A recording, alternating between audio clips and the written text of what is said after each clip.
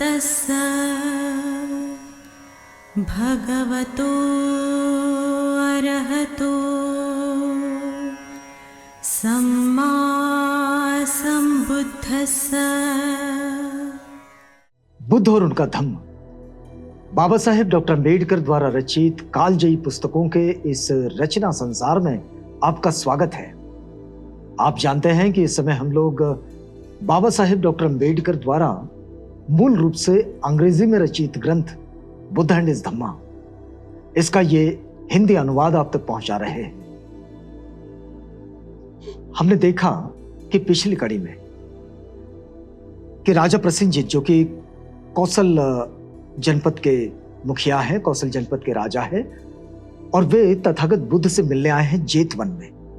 जेतवन उन्हीं के साम्राज्य में था, और उन्हें जब पता चला कि वे तथागत उनके राज्य में प्रवेश कर चुके हैं, तो वे उनसे मिलने गए, और वहां तथागत राजा प्रसेनजीत को धम्मोपदेश दे रहे हैं। उस धम्मोपदेश की एक लंबी कड़ी है, और इस कड़ी में हमने जहां पर छोड़ा था वो बात आपको बताते हैं कि तथागत कहते हैं राजा प्रसेनजीत से कि देखो, ये तुम्हारा जो राज से ठाट बाट है, इस ठाट बाट को ज्यादा तवज्जो ना दो, और वो जो तुम्हारी खुशामदी के जो स्वर, जो शब्द तुम्हें सुनाई देते हैं तुम्हारे राज दरबार में, उन बातों को जरा ना सुनो। अच्छी बात है, उससे राजा असावध हो जाता है, और अगर वो अपनी सावधानी खो बैठता है तो फिर वो उसके लिए बड़ा चुनौती भरा वक्त उसके सामने ले आता है। तो यहां हमें पिछली कड़ी को छोड़ा था। आइए अब आगे बढ़ते हैं। बाबा साहेब ने ये जो अध्याय लिखा है, ये द्वितीय कांड का तीसरा भाग है, और प्रसेनजीत की धम्म दीक्षा इस शीर्षक के साथ ही इसे लिखा है। बाबा साहेब लिखते हैं, यह तथागत बुद्ध का वो उपदेश है जो राजा प्रसेनजीत को वे दे रहे हैं। तो हम चारों ओर से, तथागत कहते हैं, हम चारों ओर से शोक तथा दुख की चट्टानों से घिरे हुए हैं, और धम्म का विचार करने से ही हम इस दुखों के पर्वत को लांघ सकते हैं। हम चारों ओर से शोक और दुख की चट्टानों से घिरे हुए हैं। अब चारों ओर से दुख और शोक की चट्टानों से अगर हम घिरे हुए हैं, तो ये जो दुख और शोक की चट्टानों का जो पहाड़ है, इस पहाड़ को अगर लांघना है तो तथागत कहते हैं कि धम्म के सिवाय दूसरा रास्ता नहीं।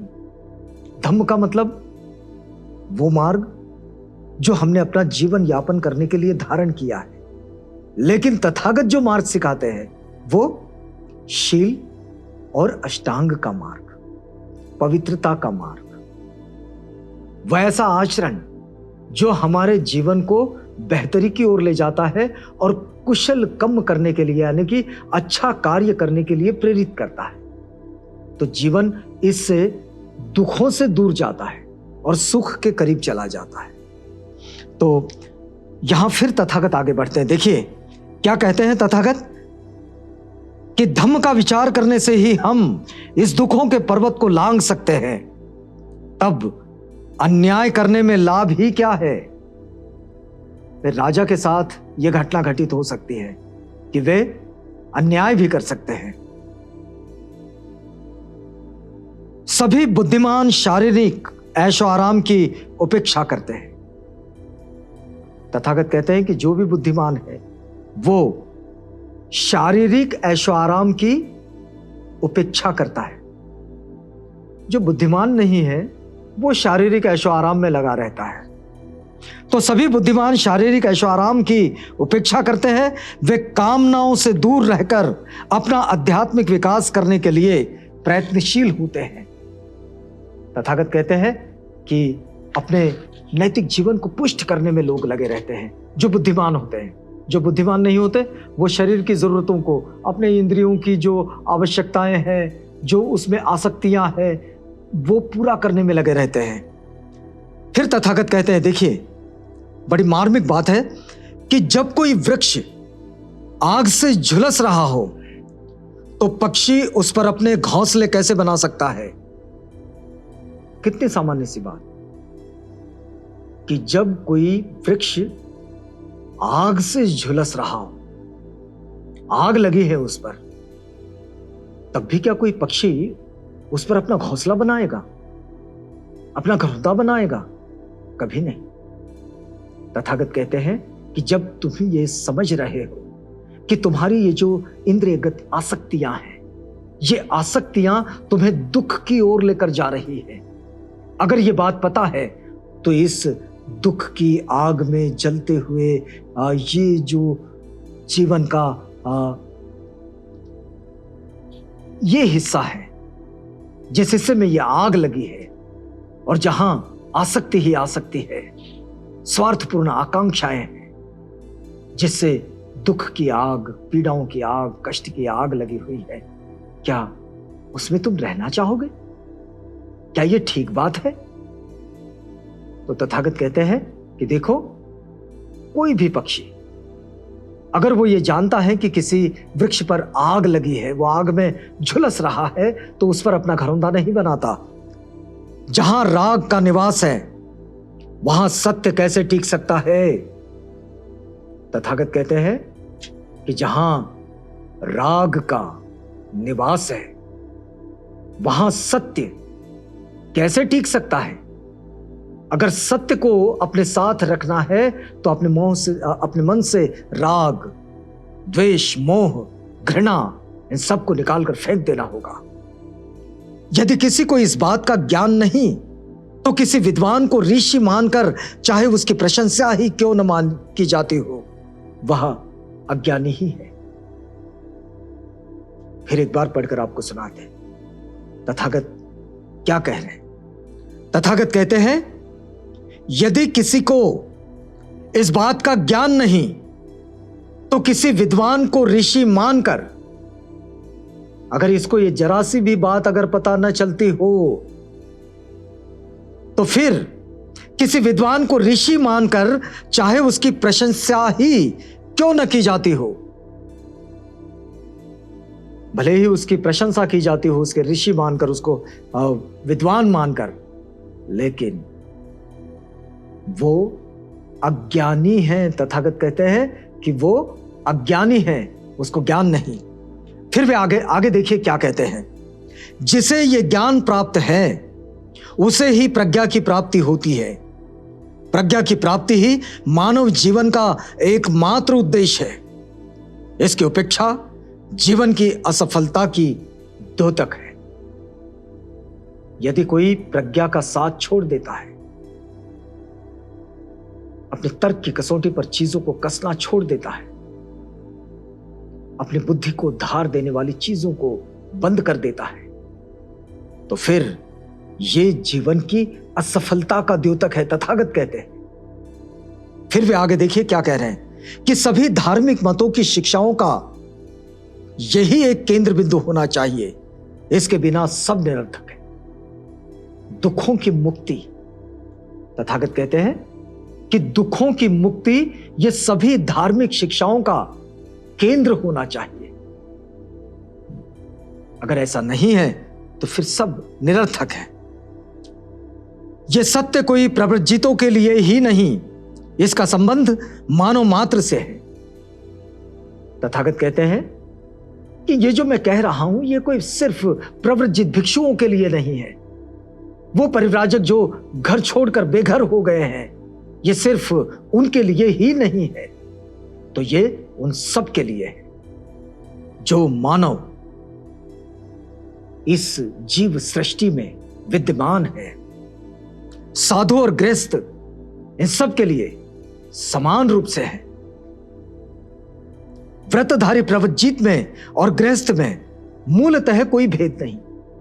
तथागत कहते हैं कि व्रतधारी जो प्रव्रजित है, जिसने अपने जीवन को कोई नियम बना लिए है, काषाय वस्त्र धारण कर लिया है, केश वपन कर लिया है, उसमें और गृहस्थ में कोई खास भेद नहीं है, कोई खास अंतर नहीं है। प्रव्रजित भी पतित होकर विनाश को प्राप्त होते हैं और गृहस्थ भी ऋषियों के दर्जे तक पहुंचते हैं। तथागत की शिक्षाओं की यही खासियत है कि उन्होंने किसी के लिए कोई खास व्यवस्था नहीं बना रखी। कोई घर से बेघर होकर, प्रवृत्त होकर भी अपने जीवन को बेहतर बनाने के लिए निकल पड़े, और यदि इस सफर में वो राह चूक जाए तो विनाश को प्राप्त हो जाएगा निश्चित रूप से। और यदि कोई गृहस्थ व्रत के साथ, नियम के साथ, सदाचार के साथ, शील के साथ, करुणा के साथ, प्रज्ञा के साथ, मैत्री के साथ, दान के साथ, ये जो सदाचरण है, इस सदाचरण के साथ अपने जीवन को अगर बेहतरी के मार्ग पर जीवन पर्यंत धर ले तो निश्चित रूप से उसकी उन्नति हो जाएगी, उसका विकास हो जाएगा, वो निब्बान की राह को धर लेगा, दुख मुक्ति की राह को वो पकड़ लेगा। ये कहते हैं तथा इसके लिए कोई व्रतधारी ही हो कोई जरूरी नहीं। व्रतधारी में और गृहस्थों में कोई खास फर्क नहीं है। तथागत ये कहते हैं बस ये घर में है, वो घर से बेघर है। फिर आगे वे कहते हैं कि प्रव्रजित और पतित होकर वो विनाश को प्राप्त हो सकता है, और गृहस्थ भी ऋषियों के दर्जे तक पहुंच सकता है। बस कामाग्नि का खतरा सभी के लिए समान है, वो चाहे प्रव्रजित हो चाहे गृहस्थ हो, कामाग्नि का खतरा सभी के लिए है। यह दुनिया को बाढ़ की तरह बहा लेकर जाता है। जो एक बार इस भंवर जाल में फंस गया उसका बच निकलना मुश्किल है, लेकिन प्रज्ञा की नौका विद्यमान है। तथागत कहते हैं कि जो कामाग्नि में फंस गया उसका निकलना बड़ा मुश्किल है, लेकिन प्रज्ञा की नौका विद्यमान है नौका। तो विचार शक्ति इसका ये चप्पू है, प्रज्ञा की नौका है, हमारी विचार शक्ति का, हमारी तर्क शक्ति का, हमारे लॉजिक का एक चप्पू है हमारे हाथ में, और हमारे पास प्रज्ञा की नौका है। तो धम्म की यही मांग है कि अपने आप को मार रूपी शत्रु से सुरक्षित रखें। तथागत कहते हैं कि धम्म बस यही सिखाता है कि ये जो मार है, बौद्ध साहित्य में मार कहा जाता है बुराइयों को। जितनी भी संसार में बुराइयां हैं उसे कहते हैं मार। तो ये जो मार रूपी जो शत्रु है, तथागत कहते हैं ये जो शत्रु है, जो बुराई नाम का जो शत्रु है, इस शत्रु को दूर भगा दो और ये शत्रु से अपने आप को सुरक्षित रख लो। बस इतना ही अगर कर लें, और ये जो हमारे पास तर्कों का, विचार शक्ति का जो चप्पू है, इस विचार शक्ति के चप्पू को लेकर हम प्रज्ञा की नौका में यदि चल पड़े अपने इस सफर पर, तो निश्चित रूप से उन्नति की ओर, विकास की ओर और दुख मुक्ति की राह की ओर चल देंगे, और ये राह हमारे लिए बिल्कुल आसान हो जाएगी। यहां रुकते हैं इस वादे के साथ कि कल आपसे पुनः भेंट होगी, जब हम बुद्ध और उनका धम्म इस ग्रंथ की इस पठन पाठन प्रक्रिया को आगे बढ़ाएंगे। तो तब तक के लिए हमें इजाजत दीजिएगा।